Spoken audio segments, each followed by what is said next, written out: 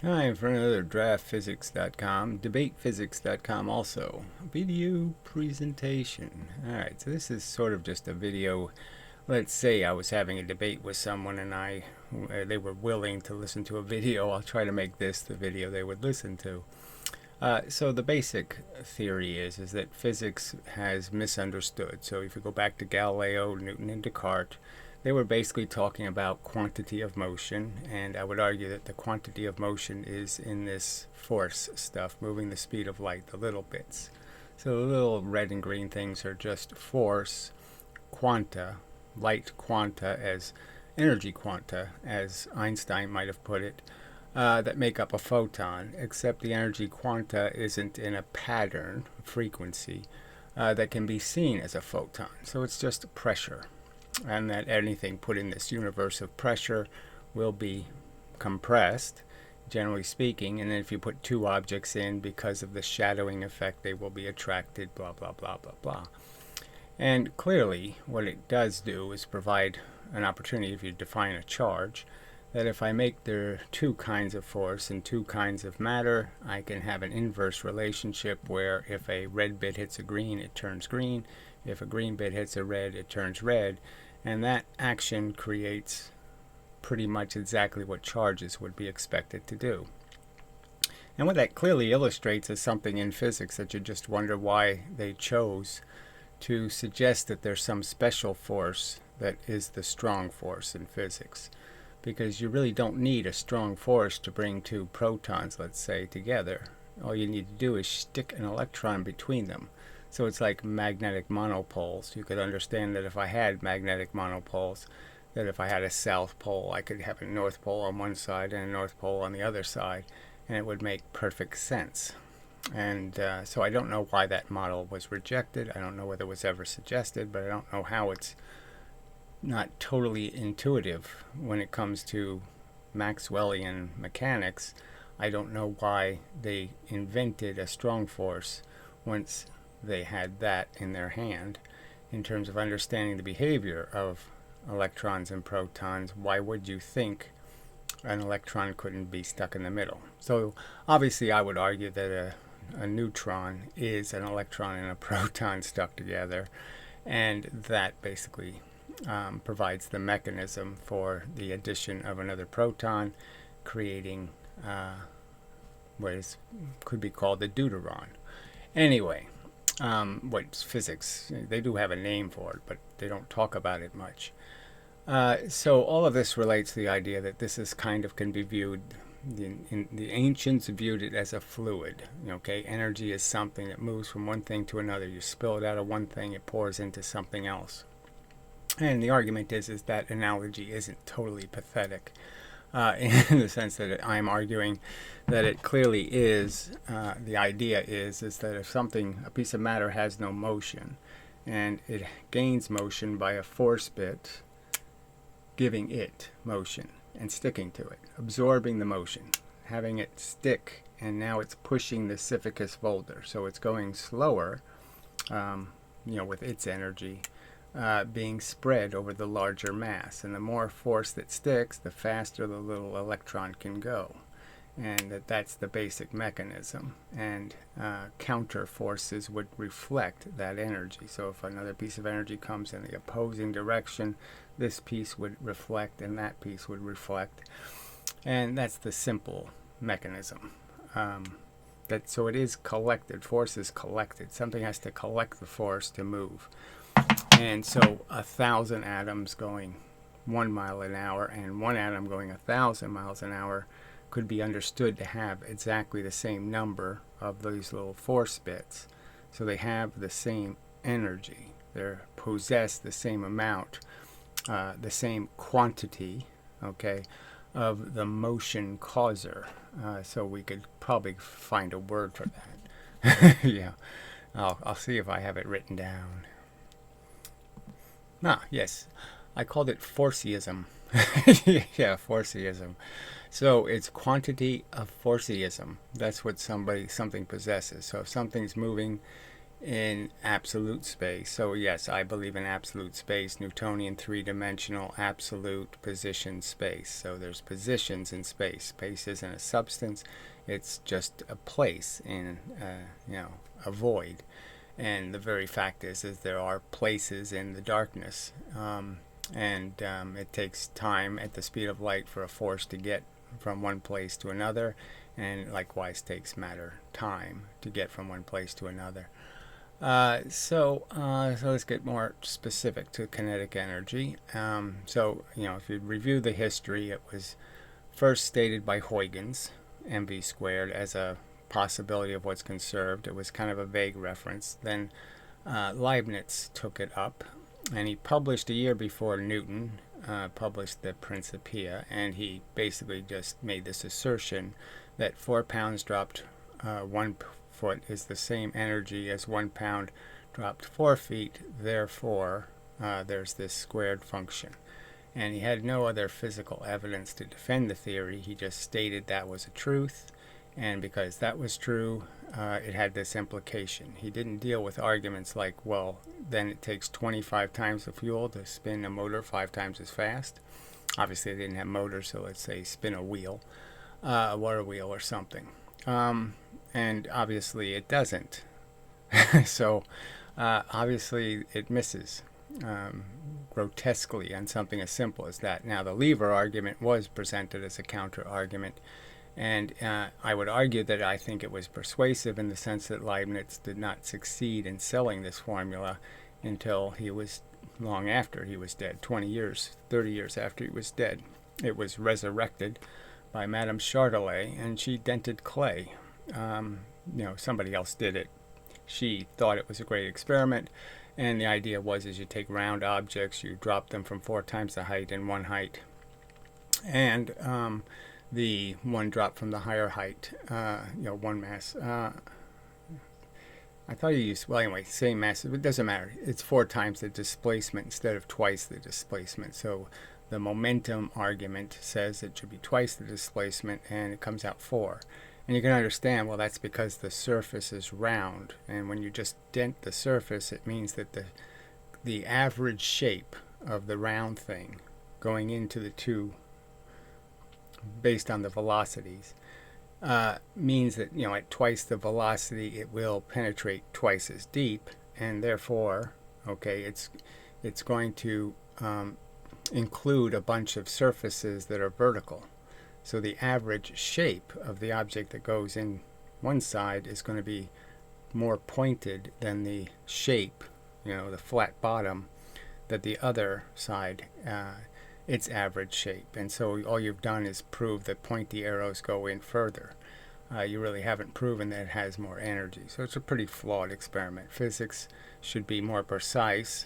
I think any honest investigation by a physicist would concede that you can't dent a surface with a round object and think that you have a proportional linear measurement of energy. Another experiment she did was banging things at different velocities into a pile of sand, and then she would measure how far a piece of sand went.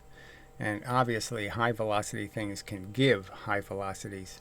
Low velocity things can't give high velocities. They just move a lot of sand a short distance, where the faster objects moves a little sand a further distance. So again, it's just a logical argument that how far they go isn't the important thing. What's the total distance sand moved is the way you need to do that measurement. So another very flawed experiment. And frankly, that's all you have until Joule. And what Joule did was, he did measure energy with a very, at least a fancy device. I'd say, presumably accurate.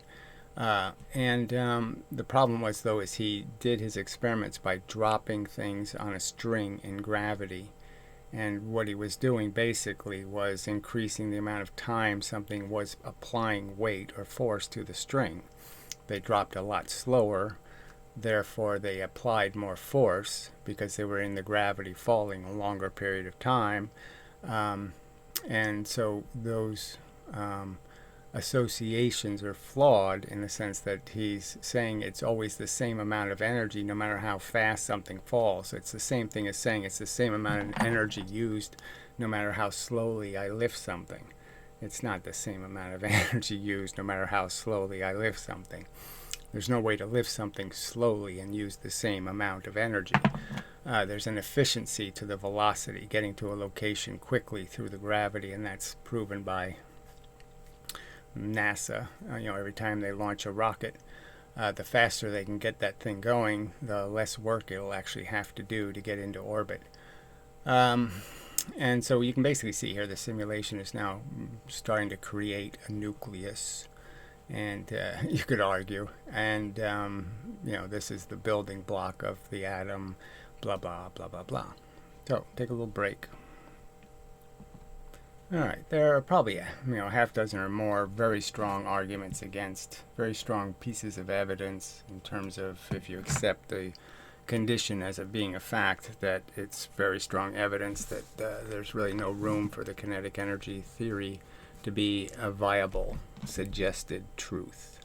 And I would argue one of the most dramatic, besides the 25 times the fuel to go 5 times as fast, which we know doesn't happen, is this rolling argument.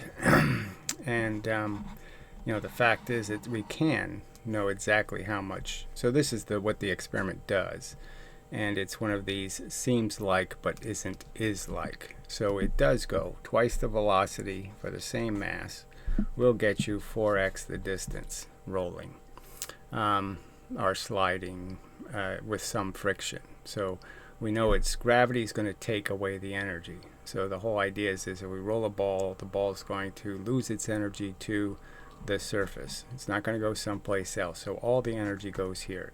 The ball stops moving. Dead stop there, dead stop there. Now I've pointed out we know what one velocity looks like. It looks like this. So we know that this is one velocity here, which is only 1/4 of the distance, but it's 1 full unit of time. And that this will be a second full unit of time, doubling the time. So it's only twice the time. 4 times the energy, but it's only twice the time. It's an important fact.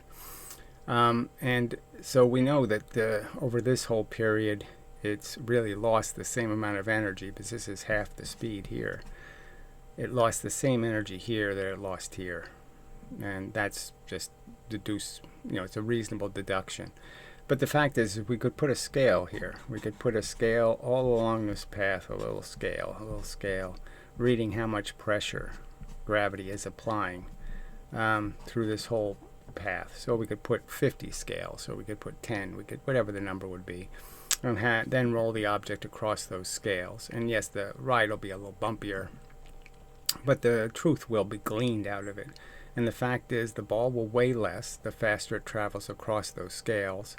It won't weigh its full weight, okay, if you make the velocity high enough.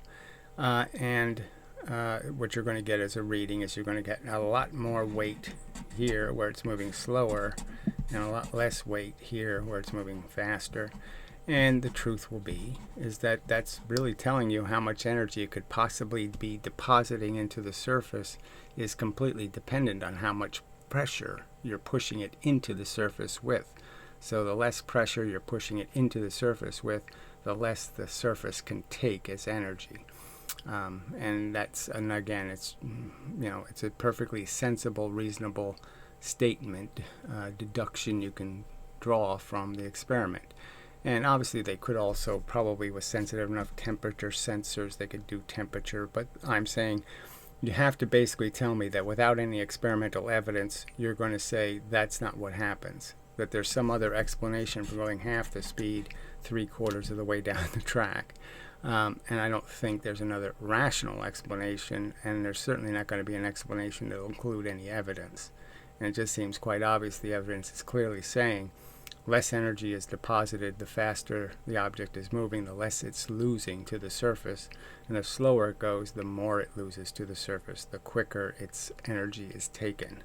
The fluid pours out faster here than the fluid pours out here. And it's just because it is 9.8 meters per second of force, okay, being applied per 1 second, and this is 1 second of time, and this is 1 second of time, and the same force was applied in those two events. So there is no linear proportionality. You don't lose energy to friction linearly. It matters how fast you're going. It's not always the same energy. Friction is not invariable. It's completely dependent on the extent of the contact. Just like electricity requires good contact for there to be a transmission of the electricity, the same thing is true for the transmission of energy from one surface to another. So that's probably enough for this video. That's a starting point for why I believe what I believe, and why I think the evidence doesn't suggest what you physicists claim is the truth, and that the evidence suggests exactly the opposite. That momentum was always the right answer, and it was a good answer. It created a nice, consistent understanding of the universe in terms of this force being elemental, a fluid, and it was indestructible, and all we had to do was follow where it went. And that description of reality was perfectly satisfactory, and there was no good reason to ruin it, except a religious kook wanted to make it more of a, he wanted to make the universe more consistent with the magic a god could create. Pretty much the simple answer. You're basically just validating Leibniz's religion. You're not doing science. Alright, so enough of a video and such.